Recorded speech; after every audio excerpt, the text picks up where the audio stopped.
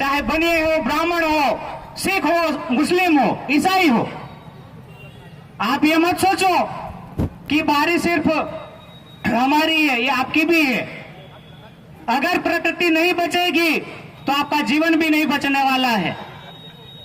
अगर जल प्रदूषित हो जाएगा, हवा प्रदूषित हो जाएगी, तो आपका जीवन कैसे संभव है? आप पैसे नहीं खा सकते हो। यहाँ की जो जमीन है, यहाँ की जो मातृभूमि है, उसमें अन्न पैदा होता है, उस अन्न को हम खाकर ही जीवित हैं। यहाँ का जो पानी है उसको पीकर ही हम जीवित हैं। आप इस गलतफहमी में मत रहना कि हम लोग जीवित रह जाएंगे। और अगर आगे बात करें तो ये जो लोग हैं, ये सिर्फ और सिर्फ दिखावा करके हमें यहाँ से विस्थापित करना चाहते हैं, यहाँ से भगाना चाहते हैं। आप एक बात सोचो कि जहां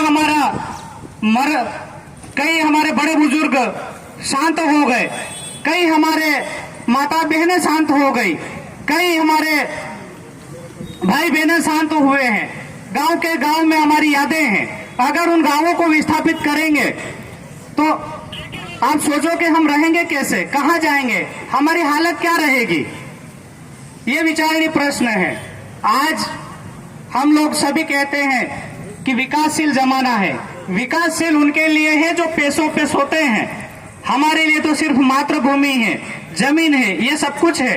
अगर हमें जमीन बचाना है तो सभी को एक होना पड़ेगा। ये राजनीतिकरण नहीं है, मानवीकरण की बात कर रहा हूं मैं। न कांग्रेस, न बीजेपी, न सिख, न ईसाई, न मुस्लिम, सिर्फ और सिर्फ सर्वोपरि है तो मानव जीवन है। इस मानव जीवन को अगर बचाना है तो इस प्रकृति को बचाना पड़ेगा, पेड़ पौधों को बचाना पड़ेगा, जीव जंतु को बचाना पड़ेगा। मैं आपसे ये कहना चाहता हूं, आप यकीन मानिए, अगर ये प्रकृति नहीं रहेगी तो आपका जीवन भी किसी काम का नहीं है। इसीलिए मैं कहना चाहता हूं कि आप एक हो जाओ। संगठन कई सारे हैं, पार्टियां कई सारी है, पर मानव जीवन है वो एक है। वो कोई नहीं देखता कि ये हिंदू है, मुस्लिम है, ये सिख है, ईसाई है, ये कांग्रेस वाला है, ये बीजेपी वाला है।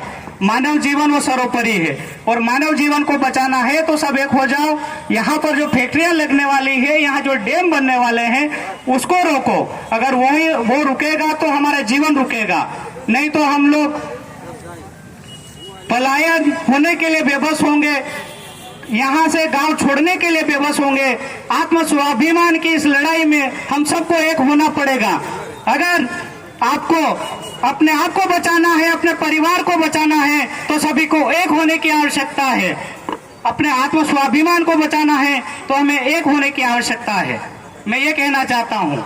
इसी के साथ एक नारा दूंगा, अरे जय जोहार का नारा है, भारत देश हमारा है। जय जोहार का नारा है, भारत देश हमारा है। जय जय जय जय जय भीम, जय भीम जय भीम, जय जय जय जय जय भीम, जय भीम जय भीम। धन्यवाद, आप सबकी जय। आप जो जमीन को बचाने के लिए यहाँ एकत्रित हुए हैं, इसके लिए मैं आपको बहुत बहुत धन्यवाद देता हूँ। और मेरे सारे वक्ताओं ने यहाँ सभी बेटे धूप में दूर दूर से, चाहे राणापुर से, थानला से, मेघनगर से और बहुत सारे दूर से यहाँ बैठे हैं धूप में। मैं सुबह से देख रहा हूँ कि यहाँ बहुत सारे धूप की परवाह ना करते हुए हैं। ले ये सहन कौन कर सकता है? हमारा आदिवासी भाई कर सकता है, क्योंकि हम इस देश के मालिक है और हमारी जमीन ही हमारी माता है और हमारा यह अधिकार है।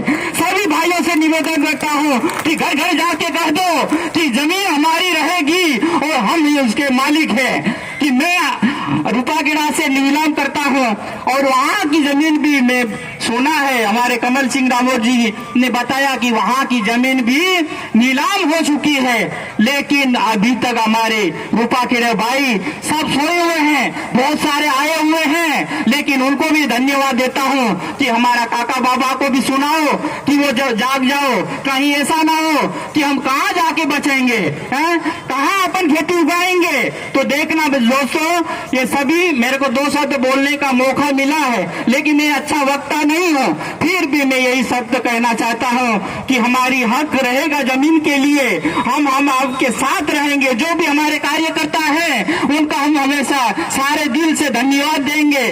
और मैं विनती करता हूँ कि मैं भी हमेशा आगे इस मंच पर जो शब्द बोलने के लिए बोला है, इसके लिए मैं बहुत बहुत शुक्रियागुजार हूँ। और आने वाले समय के लिए आप लोग घर घर जाके सुनाओ कि हर जगह, जैसे एक भाई ने बताया है, खानला की बाड़ी हो, चाहे पेटलावत की हो, चाहे रूपाखेड़ा, गवाली और काजली डोंगरी, और ये जो जितने भी यहाँ नीलाम हुई है पिपलोदा, विशेषकर यहाँ हमारे कार्यकर्ता भी बहुत सारे